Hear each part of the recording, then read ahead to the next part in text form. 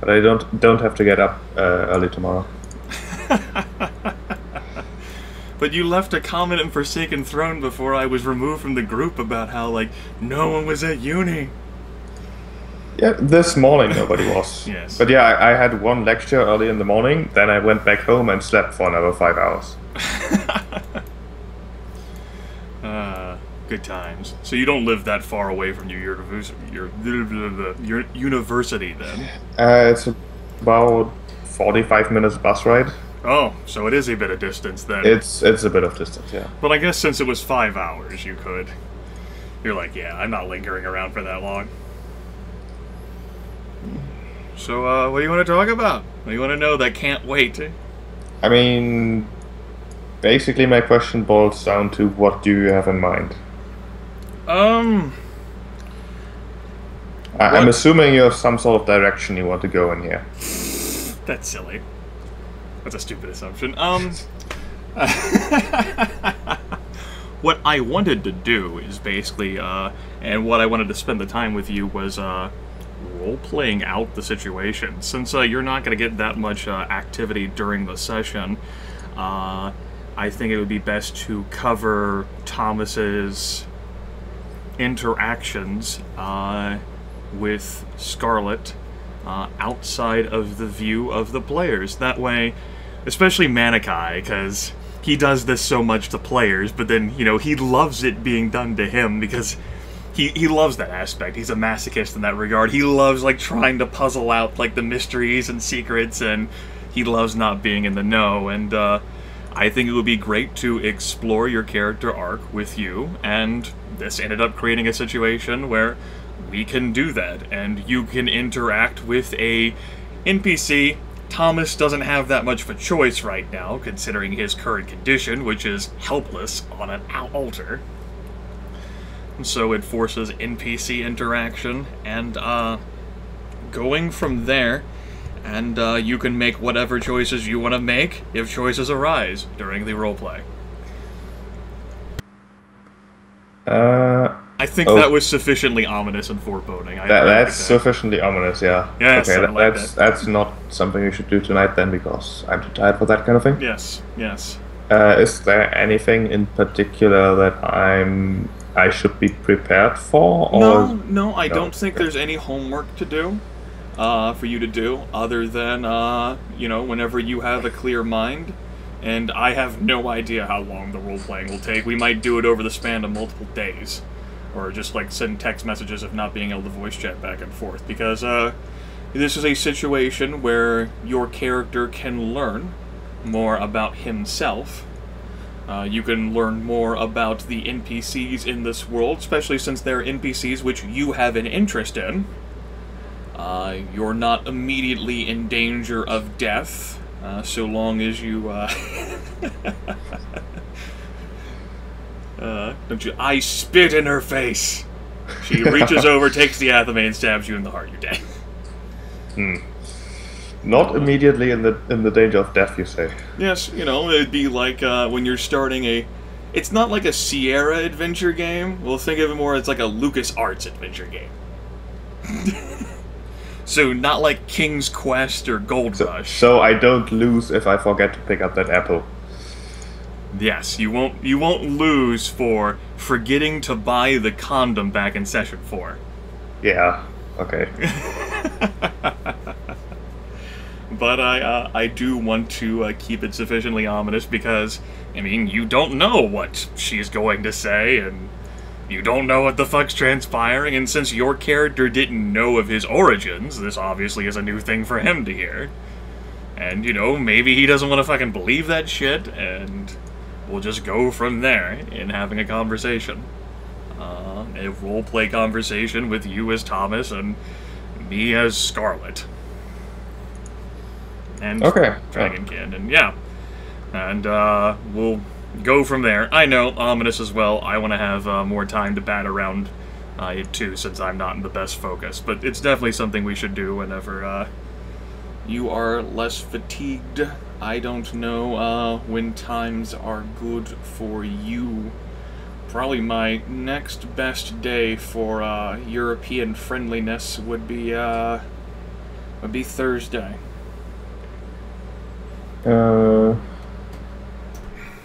Thursday. And Friday, you know, after Thursday, I'm fairly Euro-friendly, so I can do Friday. I know Saturdays are busy. No, you don't do Forsaken Throne. Yeah, we can do Saturday, we can do Sunday. Yeah, probably not Thursday, because... Well, maybe Thursday. I have an exam on that day. I need to see how I feel after that. But Friday, Saturday would certainly work. Okay. How about this, then? If you see me online, and you're feeling good, you can shoot me a message. Okay. And we'll go from there. I'm thinking... I don't know how long we're gonna fucking talk to each other, but I would clear out a 2-hour block of time. Yeah. Not just for your character, but also for questions and conversation between us. Since you won't be getting much work during the next session. Yeah. You'll get to sit back, make snide comments as a player, and watch them attempt to go with the metagame knowledge that you're not coming out, and the character knowledge of, oh shit, we need to help Thomas. Okay, yeah, then we'll talk then. Yes. And I'm still curious. It's good. This hasn't helped at all. You know, my hope is that you're leaving this call with more questions and answers. I think that is very much the case. But yeah, I definitely... I'm somewhat similar to Manaki. I think I do like to not know certain things, especially about other PCs. Because for NPCs it's kind of normal, whereas for PCs it's very, very uncommon that you don't just know everything about them, because usually just meta-game conversations just reveal too much. Yes. You had those situations, of course, towards the end of Way of the Wicked. Yeah. And you're having these situations now that are developing in this campaign. I didn't have my phone is ringing. 1 second. Okay.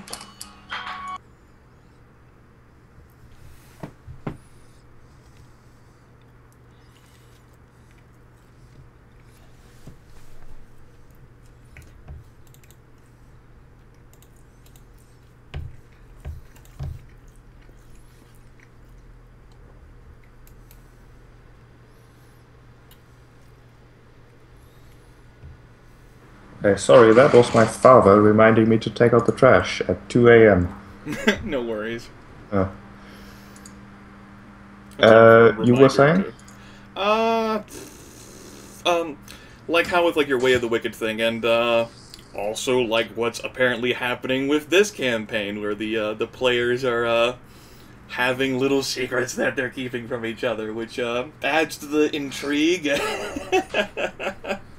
Yeah, I'm very much a fan of PC tension. Which seems weird because, I mean, most people are like, oh, you should never have tension between the PCs, but what they really mean is you shouldn't have tension between the players. Not everyone enjoys it. Everyone gets into the tabletop roleplay for different reasons. I come into a situation like this, and I didn't have any expectations on that. I let the players and what they do govern things, and the players chose personalities and character builds and icon relationships that put them at odds with each other in some aspects. And the characters have made choices in the course of the past 14 sessions that have put them at odds, or at least have created secrets. Like Asthma Man joking, like, I understand why your character doesn't trust my character. He doesn't, though. He thinks you're one of the good guys. Stuff like that. Now Thomas can have his own thing. Where you never have to tell anyone what transpired unless you want to. I mean, secrets are kind of meant to be shared at some point, but yes. It doesn't have to be anytime soon. Yes, just fucking just drag Manaki in the dirt for, like, weeks, Sheep. I think Jonas joked about that at some point. My character in Way of the Wicked, I basically only shared my backstory at, like, level 16 after being cornered. That's probably too excessive, but, you know, secrets are secrets. You can share them with much people, and you can be an asshole with the secrets or lack thereof with a fake whisper to the GM about, is it now? Is it time now? Oh, I don't think that'll work again, though. Not everyone will be expecting it. Gryph won't be expecting it. Neither will Asthma Man. So you can get 40%. But the tension needs to be there for that. Well, you probably won't have as much tension in this campaign as you did in Way of the Wicked. Probably. I don't know. If anyone is in a position to do something like that, it would be Leon with something relating to the Lich King. Probably. At least I still think that you know, in character, I'm still not sure about Leon. As a player, I'm still not sure about Leon. As a GM, I'm still not sure about Leon. Nobody's sure about Leon. I don't think Dark's sure about Leon. What I like it. I like the little things that just don't, words. Yes. How's your thought processes coming for your dragon campaign? I mean, I definitely have the first session definitely planned out, because that's just straight up prison escape, which is, well, not an easy thing to design, but I have it designed, so that's going to run. It's fairly simple to manage that, because you can easily predict what the players will do, which is attempt to escape from prison. Yeah, it's an enclosed area, it has a specific objective, and it has the duels I put in there. And chances are that they might find something that I haven't considered, but probably not too much. After that, it certainly opens up a lot more. Manaki mentioned a important thing that I hadn't considered before, is that I need to give them a proper in-character reason to stay in the area I kind of want for the campaign, which I hadn't considered before, but I figured that out now as well, because doing it in the entirety of the Pathfinder world is too much. Even doing it in the entirety of Varisia, which is like the well, not country, but the area, would probably be too much, because Varisia is an area that is extremely detailed. And it would just be too much choice, I think. Yes, so I've kind of narrowed it down to like the southeast of it. So one advantage high fantasy campaigns tend to have is when you start at low levels, the scope has to be so small for your low-level characters, and then you can build out and radiate from there. When you're starting with these dragons who have the freedom of flight, which means they can quickly travel. Don't have that at level 1, which is a big advantage. For me, yes, as yes. the DM at least. But level 4 and 5, they're going to get that. But still, you still have to find reasons for them to, A, want to stay together, and B, want to stay where, within a specific area, to give them a motivation. Yeah, the way I'm kind of planning to do it is, currently I'm not sure how much I've basically given you for the story that I figured out. You showed me a Google Doc. Oh yeah, but I think I mostly focused on the characters and not necessarily on what's going to happen. Basically, yeah, they are currently being held prisoner by a wizard, which is a incredibly inventive scenario, but it works. It's happened before, once or twice. Yeah, the way I'm hoping to keep them in the area is basically the wizard is not there when they escape. They have no chance to really take care of him, and he is undoubtedly going to chase after them, meaning that he has access to magic, meaning that the PCs have no way to counter said magic unless they agree to find some sort of ally who has the power, and said ally would be very much limited to a specific area. His power, that is. It's probably a bit restrictive, because if they say no, we don't want to work together with said NPC, which I don't see why they wouldn't, but they might not, then I'm going to have to come up with something different. It would be a situation where you can just explain it to the players. Like, if you guys don't want to do this, that's cool. I don't have any concept of, like, you guys going from beyond this. It would be a situation where I ran a Vampire the Masquerade game a few years back, and my opinions of the system or whatever. But it was a campaign built with characters in New York, and it was exploring an evolution of politics within New York. And I told them, like, you guys are vampires, we're in the fucking year 1998, or 99. You guys can go wherever the hell you want to in the world. The problem is that my campaign and what I know is built around New York, and the world is simply too vast. So the campaign will end if at any point you guys are tired of New York. It's up to you. You know, and if that, you know, New York was such a vast place with a massive sandboxy area, in this case, it could be like, if you guys don't want to do this, it's cool, I'll just, like, you'll have to give me something else to work off of so I can help facilitate your story, if you don't want to talk to this guy. And yeah, it would basically be a case of where I have to go, like, guys, I haven't considered this, give me a bit. But ideally, I would like to avoid the situations where I have to actually admit that I haven't prepared for it, because that kind of...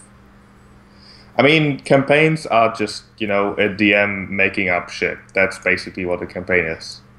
But it's... I at least consider it somewhat important to keep a sort of immersion going, which means that referring to the, like, back end of a campaign too much just, you know, makes it seem less, like, what's the word? Alive, I guess. Sure. It reminds the people that it is, in fact, just me making up shit and not an actual, you know, world. I wouldn't put it so much as you making up stuff, which, you know, is a key factor of it. Arbitrarily, you know, crafting things and making decisions as you go. But I like to view it as I tell you folks are 13th age. I am not the storyteller, I'm your facilitator. I got you guys together because I thought this would be fun and cool for, you know, me to do. And we're here to tell your story, whatever that ends up being. I know, I don't tell Thomas a story. I give you opportunities to make that story, whatever you would like it to be, and grow it from there. And sure, you could do that on your own. You could write a book and just make a story. You know, I've role-played with myself before, but, a group exercise, in this case, ends up being, and, you know, you don't have to assume the burden of everything upon your shoulders. The players want to have the freedom to make their own story and the world that you'll all create together. Yeah, one kind of, not, what's the word? Oh, it's getting late.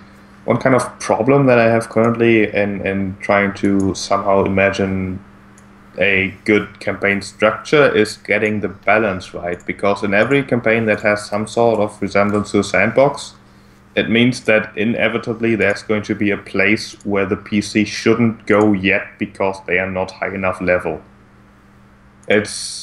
I'm very much used to, like, the MMO approach to things, where it's just you have quests, and if you don't go to the quests, you instead end up where enemies just one-shot you, which is probably not a concept that can be adapted to, like, tabletops.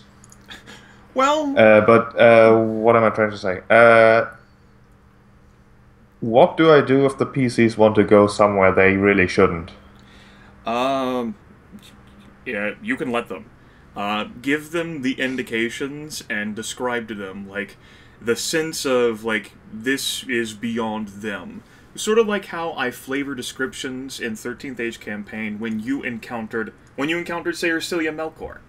By how I described her and the context that I gave based on the NPCs you spoke with, by how she communicated with you, and by the setting itself, you all as players and as characters got the sense of, don't fuck with her. We can do a lot of shit. Don't fuck with her. And later on, you guys, like, develop an attitude like, yeah, we could have probably fucking wrecked her, because you got a sense of, like, the power scale.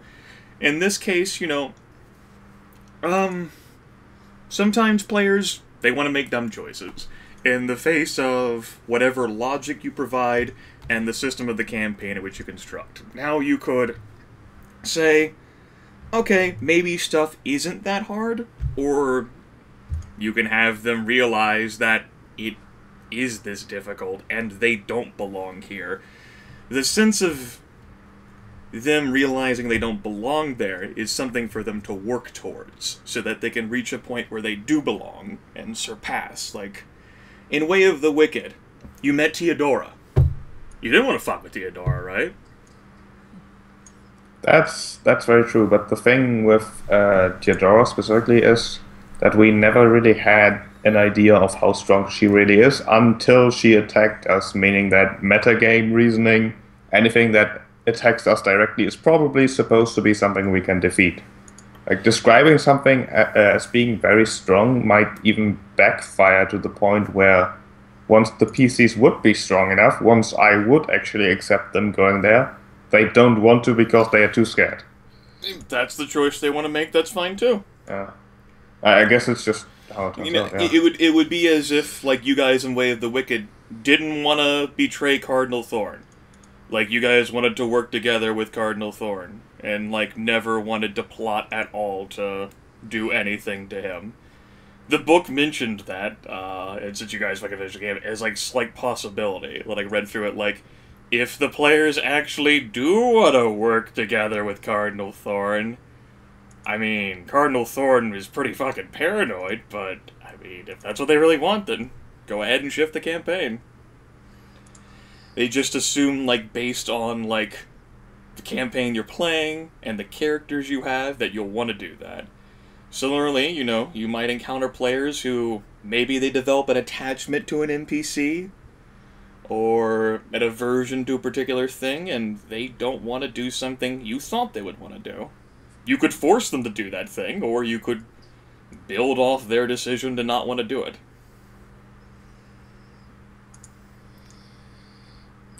That's probably... I mean, the disadvantage and advantage of homebrew is that you can adjust everything. That you probably have to adjust everything, eventually. So I guess I just have to deal with it, really. Yes, it's a custom campaign situation. You know, I can refer back to the campaign you're playing in right here. You guys didn't have to stay in Foghaven. You could have fucking, like, walked right out of there after the first session without lingering at all. You could have, at any point, which you eventually did, say, fuck this, ain't staying, no longer worth her time, and gone places.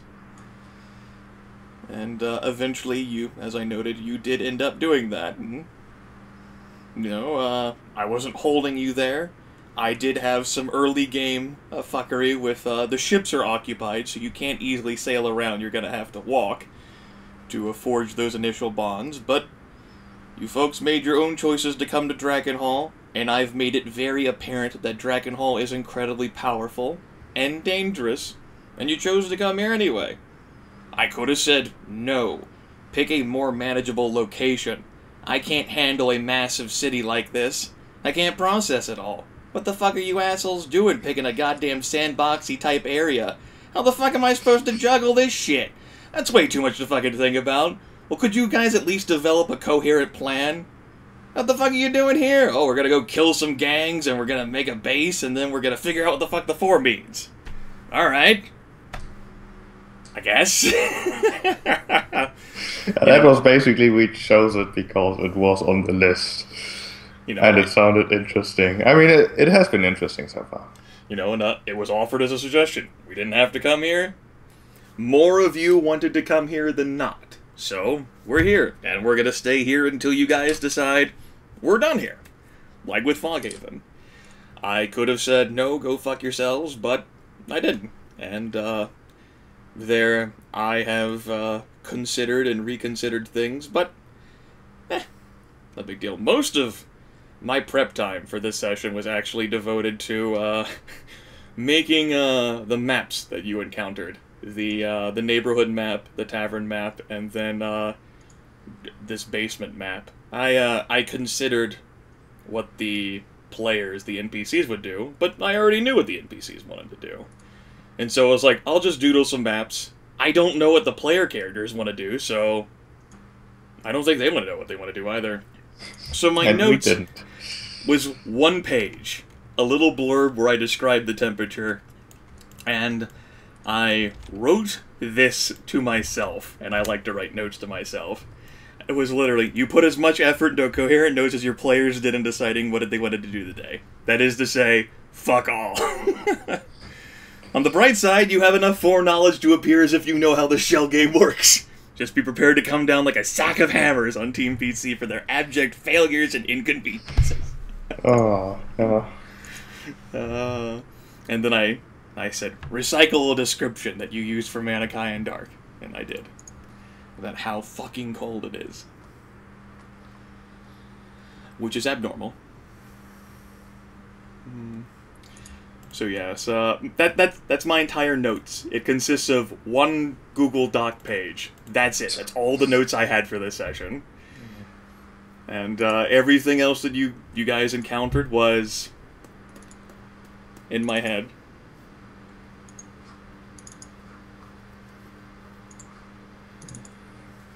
Which I know is incredibly comforting.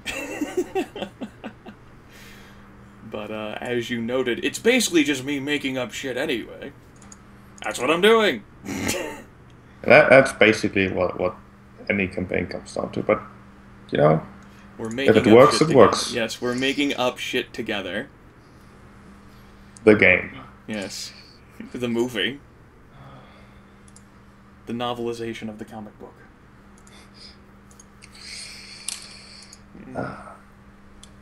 Well, I guess I'm going to bed now. Okay. I will poke you at some point then. Alright. That will be sufficient, I imagine. And then we'll see how things turn out. Okay. What's your exam on? It's electronics. Oh. Ooh. Like all kinds of electronics, or like a specific section of electronics? Just general electronics. The basics, basically. Okay. The basics. Or the physics behind it, rather. The physics of electronics. Yeah, that like sounds diodes, like some German shit right there. Diodes and circuits and all that crap. No. Alright then. You have fun thinking about things and what they could mean, and then maybe figuring it out later. Maybe. Maybe. We'll see. We'll wait until level 16. There's not even a level 16. We'll wait until level 16 anyways. That's right, damn it.